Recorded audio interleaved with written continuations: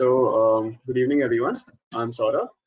Yeah, and I'll be discussing about how to approach questions for the USMLE. Yeah, okay. So approaching questions is not something that is usually taught to people. It is something that you guys will experience on your own when you are solving questions, when you do Q banks, right? But it is very essential for you to know how to approach them in the first place, so as to reduce the time it takes for you to analyze and figure it out. So yeah. So today I'll help you guys do that. Okay. So before we get started, let me get some basics out of the way because I don't know how far along your prep you guys are.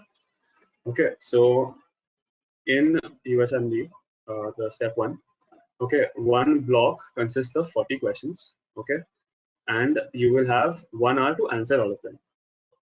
And a total of 7 blocks will be present in the real exam.